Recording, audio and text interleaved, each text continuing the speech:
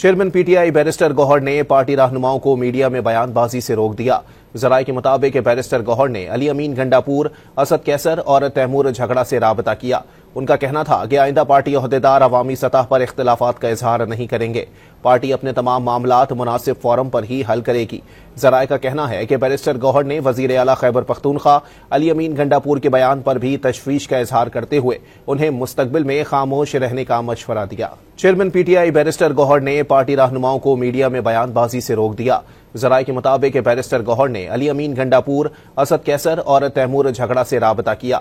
ان کا کہنا تھا کہ آئندہ پارٹی عہدیدار عوامی سطح پر اختلافات کا اظہار نہیں کریں گے۔ پارٹی اپنے تمام معاملات مناسب فورم پر ہی حل کرے گی۔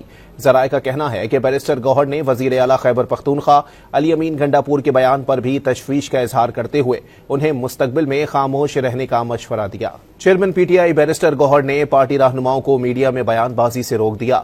ذرائع کے مطابق بیرسٹر گوہر نے علی امین گنڈاپور، اسد کیسر اور تیمور جھگڑا سے رابطہ کیا۔ ان کا کہنا تھا کہ آئندہ پارٹی عہدیدار عوامی سطح پر اختلافات کا اظہار نہیں کریں گے۔